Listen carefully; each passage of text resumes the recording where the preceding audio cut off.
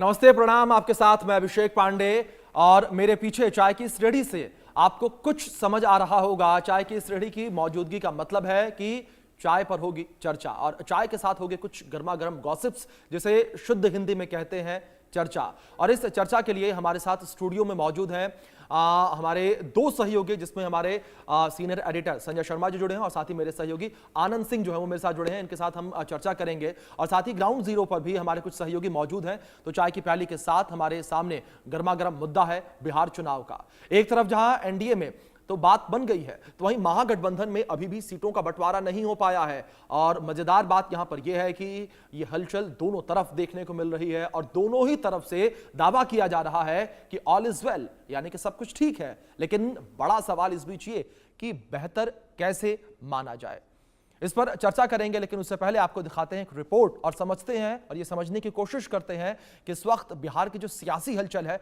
वो किस ओर इशारा कर रही है। रिपोर्ट देखिए आप। बिहार विधानसभा चुनाव को लेकर एनडीए और महागठबंधन दोनों खेमों में हलचल तेज है। कहीं पार्टियों के भीतर नाराजगी है तो कहीं सहयोगी दलों में आपस में खटपट चल रही है। एनडीए में सीट बंटवारे को 3 दिन बीत चुके हैं, लेकिन सहयोगी दलों में खींचतान की खबरें अब तक आ रही हैं। इनमें राष्ट्रीय लोक मोर्चा के अध्यक्ष उपेंद्र कुशवाहा भी हैं। महुआ सीट चिराग के खाते में देने से नाराज कुशवाहा को मनाने की खूब कोशिशें हुई।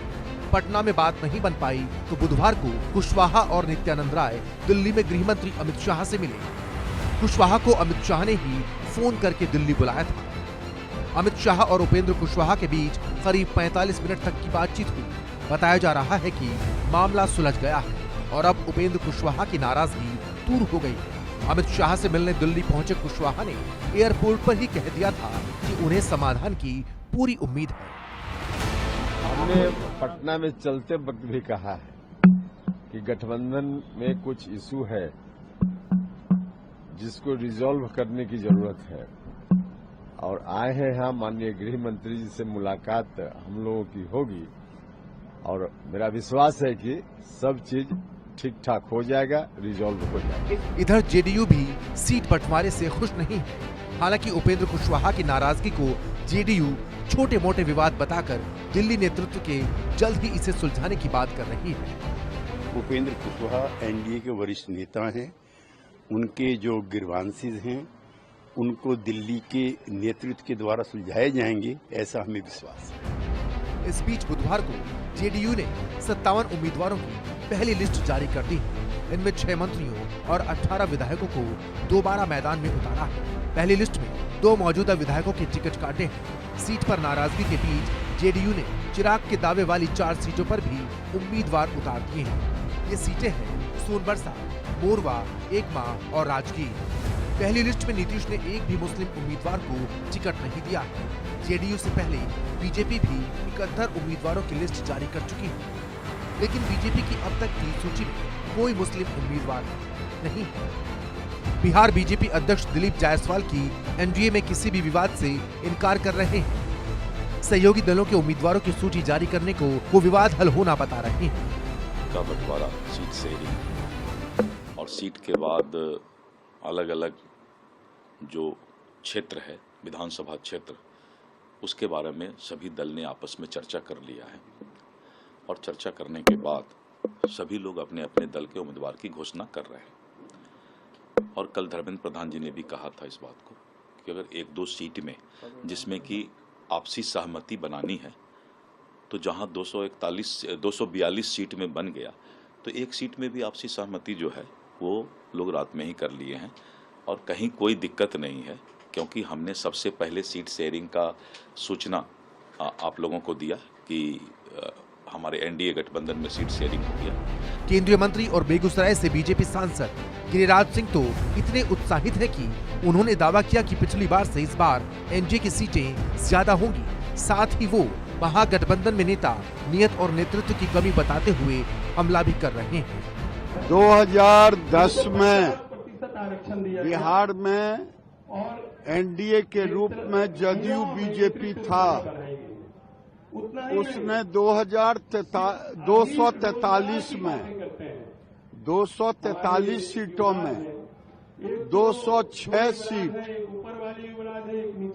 हम जीते हैं।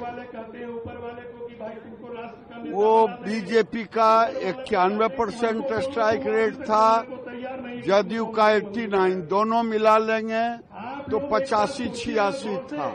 उससे अधिक मतों से, उससे अधिक सीटों से इस बार जीते।